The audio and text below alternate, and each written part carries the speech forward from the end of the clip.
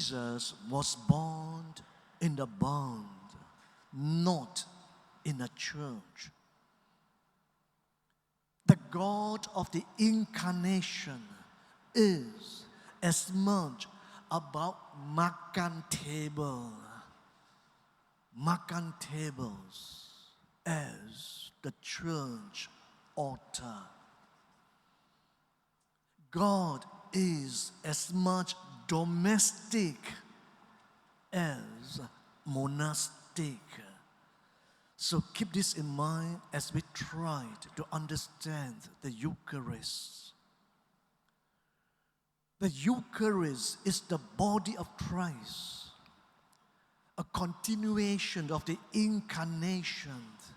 And like Jesus' birth is meant to bring the divine, not just inside the church where we celebrate the Eucharist, but also into our concrete daily life. Hence, among its other things, the Eucharist is simply meant to be a communion, a family meal, a community celebration, a place like our dining tables, our living home, our living rooms at home, where we come together to be with each other, to share ordinary lives, or to celebrate special events with each other, to console and cry with each other when life is full of heartaches, and to be together simply for the sake of being together. And don't you do that as a family regularly, even if not daily. It is not good for the man to be alone. God spoke those words just before creating Eve, and He meant them not just about Adam, the first man, but about every man, woman, child, and creature forever. Nothing is an island, not even a molecule or an atom. Everything is meant to be in relationship. Everything is interconnected. And the Eucharist honors that. When Jesus gave us the Eucharist, He intended it to be a memorial ritual that invites us to come together as a family in every circumstance of our lives. In faith, just as in nature, we are meant to come together with others when we are happy and when we are sad, when the occasion is festive and when the occasion is mundane, when we celebrate new lives and when we bury loved ones, when we give ourselves to each other in marriage, and when we need reconciliations, when our energy or our fire is high and when our strength is low, when we feel the need for each other, and when we want distance from others, when we have no other reason to be together other than the fact that our nature, created by God, invites us to be there, to be together, presence. So the Eucharist invites us to gather as a family, starting with the domestic family. The church is also a family. The very essence of family life is sharing. Sharing with others, both the special and the ordinary moments of life. Families gather together to celebrate occasions, birthdays, weddings, anniversaries, wakes, funerals, graduations, transitions, etc.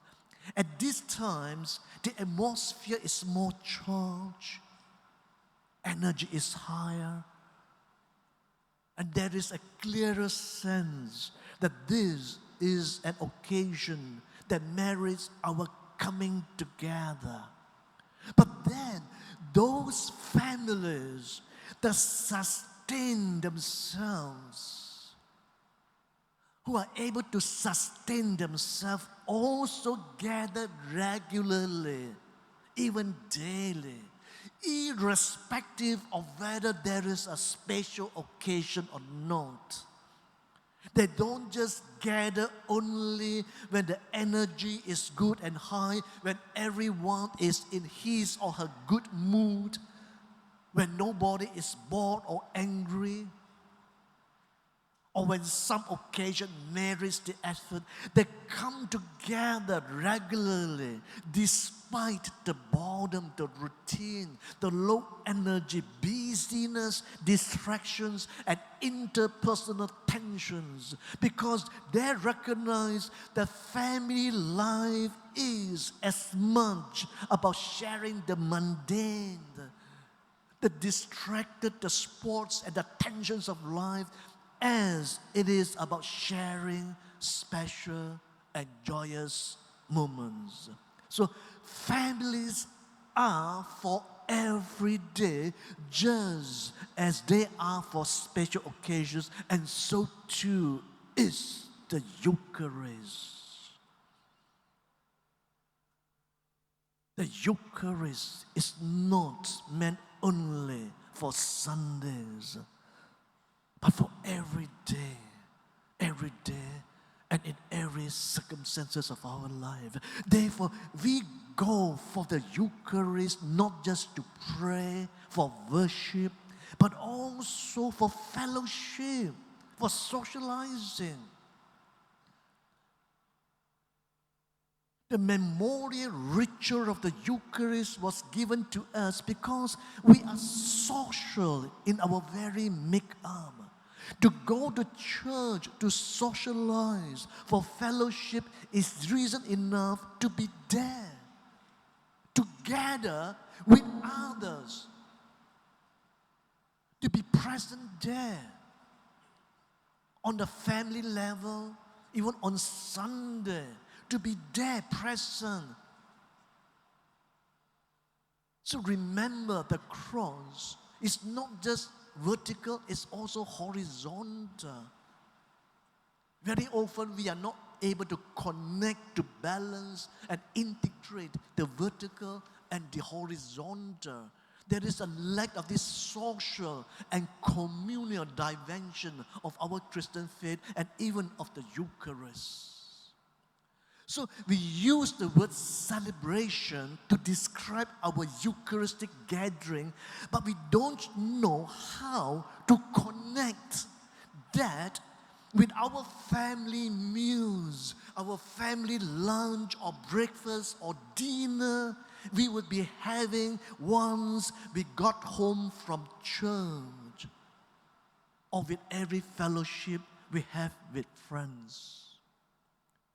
That is precisely our habit number 3.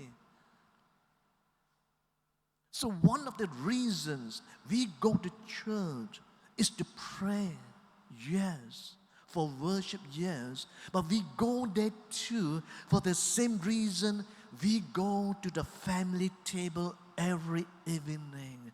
It is good to be there. To be there with others, to be there with the family members, to be present no matter what.